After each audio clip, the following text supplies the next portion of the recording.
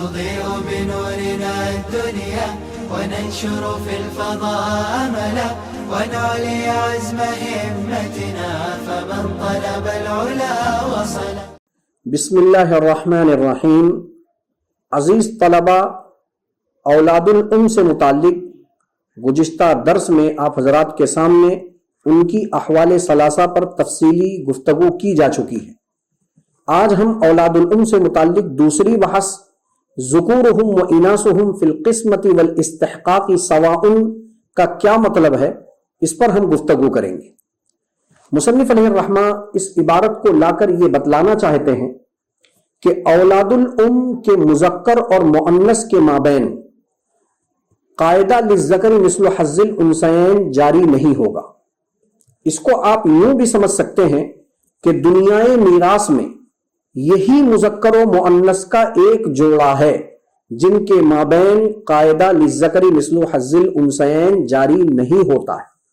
اس کے علاوہ جتنے بھی جوڑے ہیں، بیٹا بیٹی کا جوڑا لے لو، پوتا پوتی کا جوڑا لے لو، عینی بھائی اور عینی بہن کا جوڑا دیکھ لیں، اللاتی بھائی اللاتی بہن کا جوڑا آپ دیکھ لیں، ان تمام جوڑوں کے اندر آپ کو قاعدہ للذکر مثل حظ الانثیین جاری ہوتا ہوا نظر آئے گا.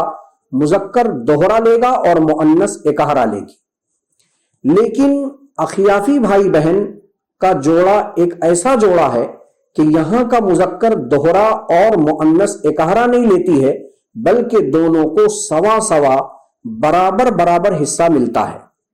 اگر مذکر آ جائے وہ بھی برابر لے گا اور اگر مؤنث آ جائے وہ بھی ایک ہی حصہ برابر لے گی.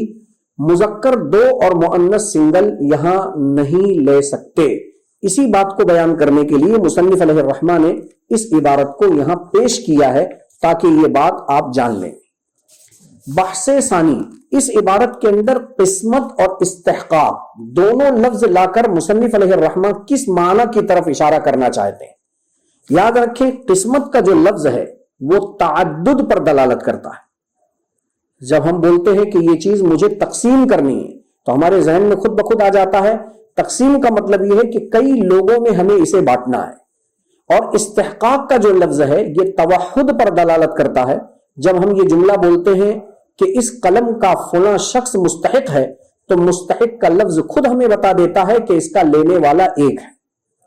تو سب سے پہلے یہ جان لیں کہ قسمت تعدد کا تقاضا کرتا ہے اور استحقاق توحد کا تقاضا کرتا ہے. مصنف علیہ الرحمہ متعدد اور غیر متعدد دونوں کے احکام کو بیان کرنے کے لیے اس عبارت کے اندر ان دونوں الفاظ کا، ان دونوں کلمات کا استعمال فرمایا ہے. اسی طریقے سے آپ یوں بھی کہہ سکتے ہیں کہ استوا فی الاستحقاق یہ استوا فی القسمت کو مستلزم ہے. یعنی جہاں استحقاق کا استوا ہوگا وہاں استوا فی القسمت ضرور ہوگا، لیکن استوا فی القسمت یہ استوا فی الاستحقاق کو مستلزم نہیں ہے. یعنی جہاں تقسیم کے اندر استوا کا معنی ہوگا وہاں ضروری نہیں ہے کہ استحقاق میں بھی استوا ہو. مثلا استوا فی الاستحقاق جیسے اولاد الام میں ہے کہ مذکر و مؤنث اگر مخلوط ہو کر آ جائیں تو انہیں ایک ثلث ملے گا. اب وہ ایک ثلث کے مستحق ہیں. استوا فی الاستحقاق کے یہ لوگ اپنے اندر معنی کو لیے ہوئے ہیں.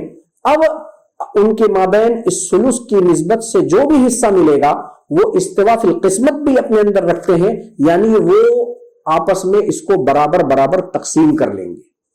یعنی مؤنث کے آنے کے ساتھ میں اگر مذکر بھی آ جائے تو مذکر کے آنے سے ان کا جو صفت استحقاق ہے وہ باطل نہیں ہوتا ہے. مثلا دو اخیافی بہنیں ہیں تو ان کو ثلث ملے گا اور وہ ثلث کی مستحق ہیں.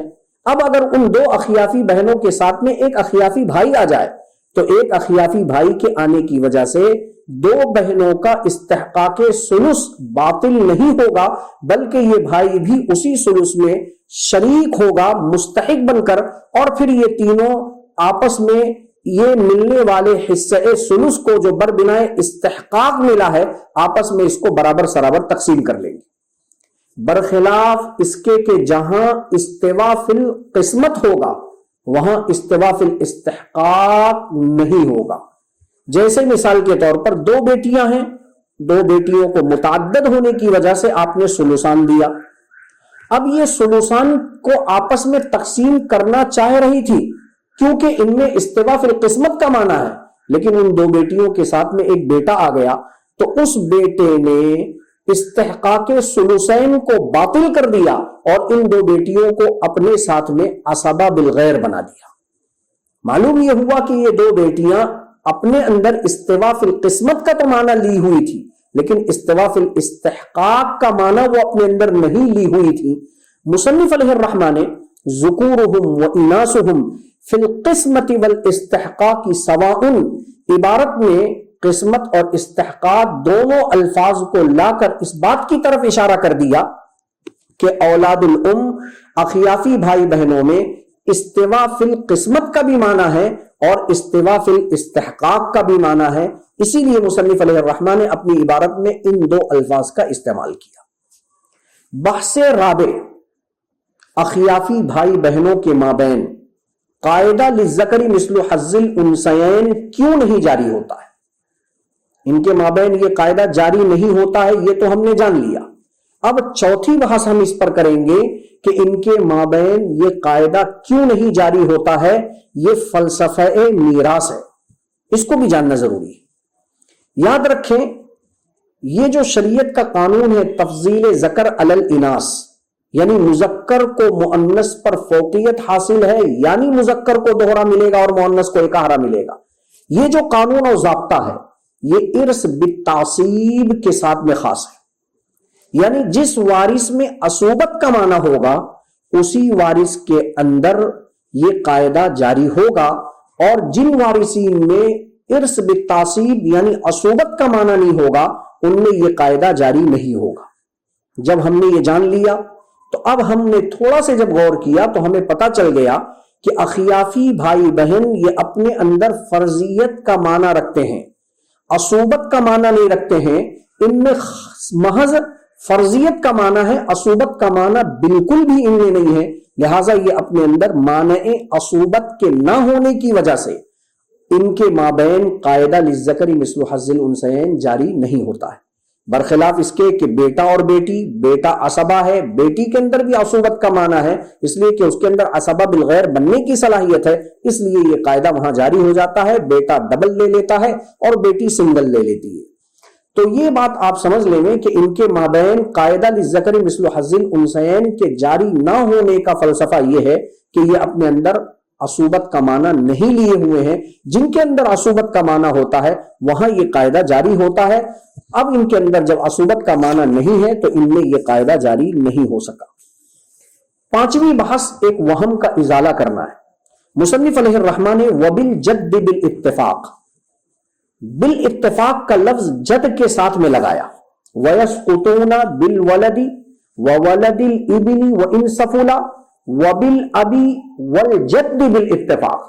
آپ دیکھ رہے ہیں کہ اس عبارت کے اندر بالاتفاق کا لفظ جد کے ساتھ میں لگا ہے، جس سے ایک طالب علم کو ایک وہم ہو سکتا ہے کہ مصنف علیہ الرحمہ نے بالاتفاق کی قید جب جد کے ساتھ میں لگائی ہے تو اس کا مطلب یہ نکل رہا ہے کہ اخیافی بھائی بہن دادا کی موجودگی میں تو بالاتفاق ساقط نہیں ہوتے ہیں، لیکن فروع مطلق ولد، ولد ابن اور باپ کی موجودگی میں اولاد الام کا محروم ہونا شاید مختلف فی ہے.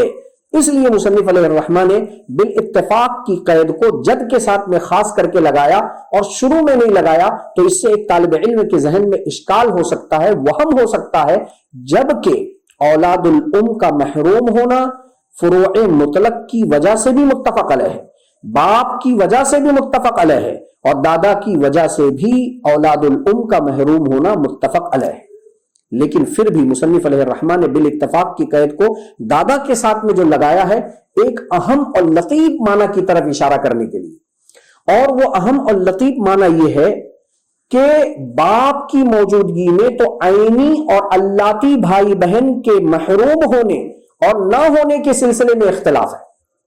حضرت امام اعظم ابو حنیفہ رحمۃ اللہ علیہ فرماتے ہیں کہ دادا کی وجہ سے عینی اور اللاتی بھائی بہن تو محروم ہو جائیں گے، لیکن حضرات صاحبین رحمہم اللہ کے نزدیک دادا کی وجہ سے عینی اور اللاتی بھائی بہن محروم نہیں ہوتے ہیں. اس کو ہم مقاسمت الجد میں تفصیل کے ساتھ میں انشاءاللہ پڑھیں گے. تو دادا کی وجہ سے عینی اور اللاتی بھائی بہنوں کا محروم ہونا یا نہ ہونا، اس سلسلے میں تو امام ابو حنیفہ اور صاحبین کا اختلاف ہے. لیکن دادا کی وجہ سے اولاد الام یعنی اخیافی بھائی بہنوں کے محروم ہونے یا نہ ہونے میں ائمہ کے مابین کوئی اختلاف نہیں ہے. اسی عدم اختلاف کے معنی کی طرف لطیف اشارہ کرنے کے لیے مصنف علیہ الرحمہ نے بالاتفاق کی قید جو ہے دادا کے ساتھ میں لگائی، تاکہ ایک قسم کا یہ بھی وہم دماغ میں سے نکل جائے کہ دادا کی وجہ سے عینی اور اللاتی بھائی بہنوں کے محروم ہونے اور نہ ہونے میں جب اختلاف ہے تو طالب علم یہ سمجھے گا کہ اخیافی بھائی بہن یہ تو کمزور ہیں، ان میں بھی یہ اختلاف ہو سکتا ہے، جبکہ ایسا نہیں ہے. اکتفی علی ھذا. السلام علیکم ورحمۃ اللہ وبرکاتہ.